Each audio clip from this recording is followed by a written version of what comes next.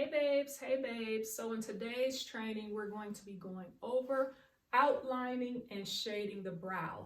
I wanted to do this lesson on a whiteboard just because we all learn differently, and I wanted you guys to be able to connect what we've been going over on the practice skin to more of a visual. I don't know about y'all, but I have to see things being done in different ways in order for me to kind of grasp it. So let's get right into it.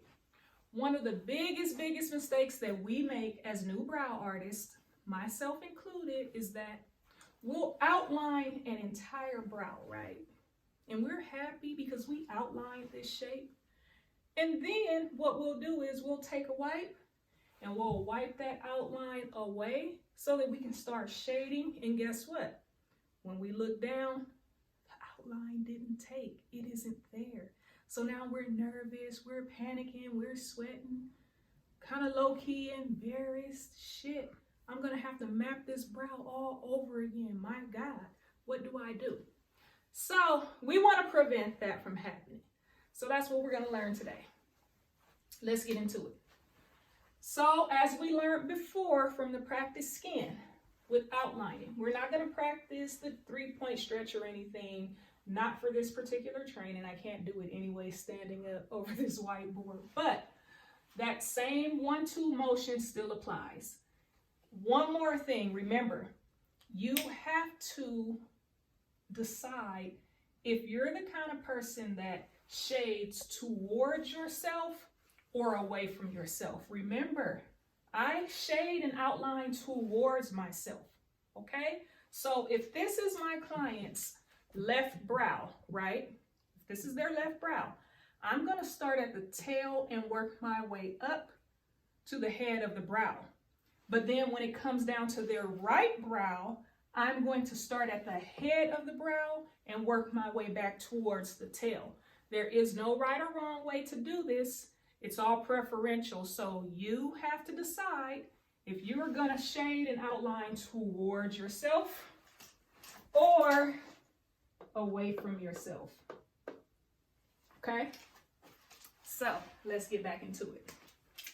With our 1-2 motion, we're going to start at the tail and we're going to up back. That 1-2 motion that we learned about with our practice skin. Okay, we're going to do this on the bottom and on the top, right? When you get towards the front of the brow, we want to make sure that we get lighter on that pressure. Lighter, okay? We're going to go back to the tail of the brow, and we're going to 1-2, 1-2, up, back. Same thing, 1-2, up, back, 1-2, up, back. All the way to the front of the brow, and my marker just don't want to act right today.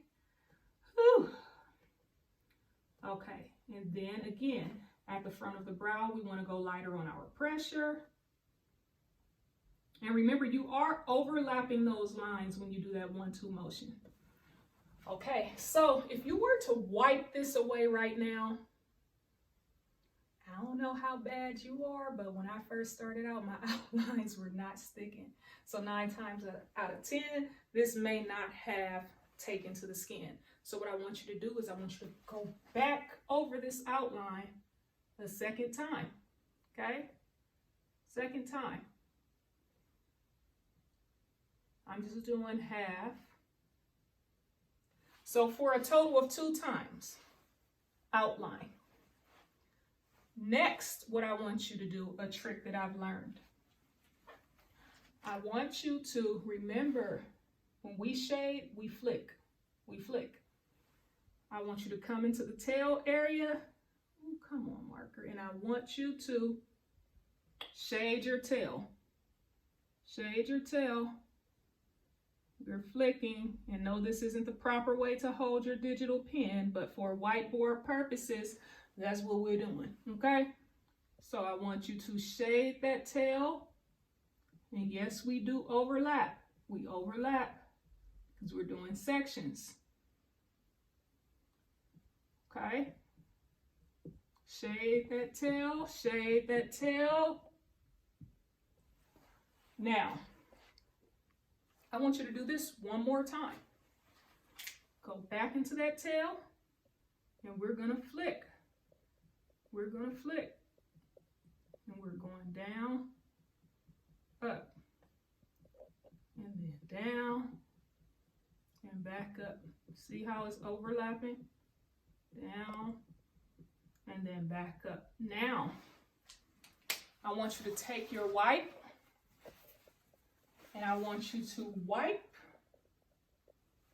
the tail area. If your outline is not present, I'm going to need you to go ahead before you try to wipe anything else away. And I need you to go ahead and outline that tail and that entire brow one more time. Okay? After you complete that outline one more time, I want you to wipe. And it should be there. Now, if you wiped originally and it's still there and you're all good, this is what I want you to do next. I want you to take your pen, right? Real quick. We don't use pre-numb over here in the bougie game. I've had my issues with pre-numb, especially as a beginner. You create this beautiful shape and then you apply pre-numb, right? And then you go ahead and you wipe the pre-numb off and wipe away your shape. Now you're back at square one, having to brow map again. So we do not do that. We love secondary over here, secondary numbing, which is anesthetic. I love blue gel and I love Tag 45. Blue gel has been kind of difficult to find because of the pandemic, but Tag 45, I've been getting it and I love it. And my clients love it as well. So I want you to take your digital pen and I want you to just scrape, scrape, scrape, scrape. Not shade, just lightly scrape, right? So what this is doing is you're opening up the skin. You're opening up the skin so that it can receive that Tag 45 or that blue gel.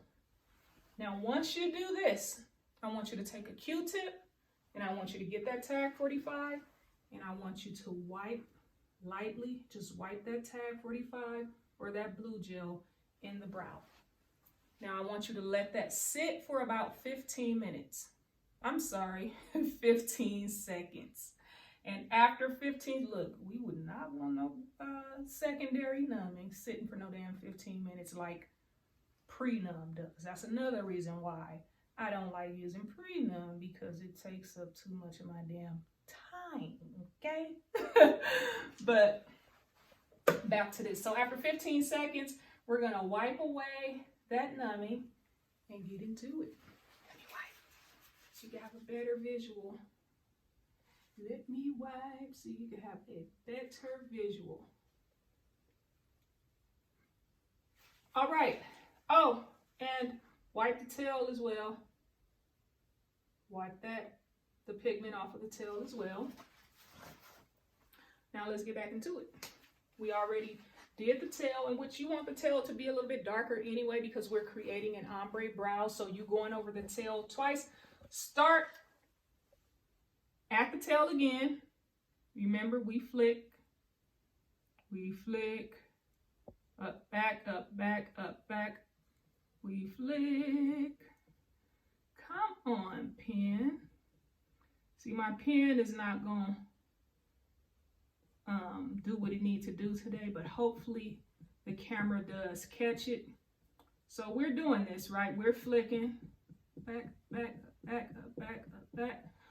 Your transitions are going to look way better than this. This is just whiteboard-ish, y'all. Okay? So look, when we get to the front of the brow, I want you to go lighter. You're going to start seeing those pixels come in. I want you to get lighter on your pressure. And at the front of the brow, you are not going to do as many passes as you will back here. So typically, I want to say for the average person, 5 passes from the tail to the middle of the brow. Middle, tail, head. 5 passes from the tail to the middle of the brow, right? So that's you flicking, flicking, flicking, flicking, flicking, flicking, flicking, flicking, flicking, flicking. That's the average person. Now, some people just have that skin where you're shading and you're building your color and building your color and building your color. So you thought, and their damn skin just don't start absorbing the color until after the 4th pass, okay? So on those people, you can do 7 passes, but don't go past 7. Please don't. That is what a touch up is for, all right? Don't go past 7. So when it comes down to the ombre part of it, I want you to do about 3 passes here. 3. But on those people with that skin, you can do 5. Okay? So about 3 passes here. And once you completely wipe everything away, and if this is still too light in this area, then you be the judge of how many more passes you need to do. But in between those passes, so after you do a full pass and you wipe away with your wipe, you need to get that numbing, that anesthetic, that Tag 45 or that blue gel. You take your Q-tip and you need to apply that numbing after every pass. That numbing gel is going to help alleviate any kind of discomfort that your client may be experiencing, okay? So, one more thing. Let me rewind this back real quick because we jumped forward kind of quick. So this was our first pass, right? We did 2 back here. No, we did 3 because we initially did 2, then we came back over it. So we have 3 back here. This is 1.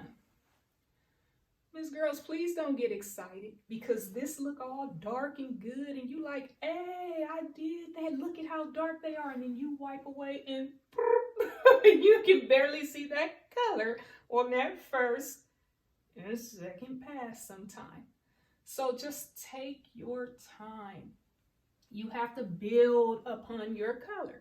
Allow yourself to do that. Don't just start digging and scribbling in people's skin and rushing because you want to see the actual color in the brow. Don't do that. Take your time. You are creating a work of art that people have to walk around with, okay? Remember, people are coming to you for various reasons. We are in the permanent makeup industry and we get to help people wake up every single day and look at themselves in the mirror and be just a little bit more happier about who they see. We add convenience to their lives, especially me. My brows are done, y'all, and I can get up and don't have to put on a lick of makeup, but because my brows are done, my face is framed, I can get up and go with a fresh face. I've had people come to me, and just like my client this past weekend, she drove 2 hours from her home to come get a touch-up, well, a color boost, because it's been 2.5 years since I initially did her brows. But that is the kind of impact that you want to leave on people. You make them feel so good about themselves that they will travel to the end of the earth for that service again by you. So I hope that y'all learned something today. If you have any questions, email me and we can get them answered. But I hope that you can take what you learned from the whiteboard and what you learned from the practice skin. And then once you start practicing more and more, you can kind of become more comfortable before you even get to an actual person. Because, you know, all that came together for you. Love y'all. Mwah.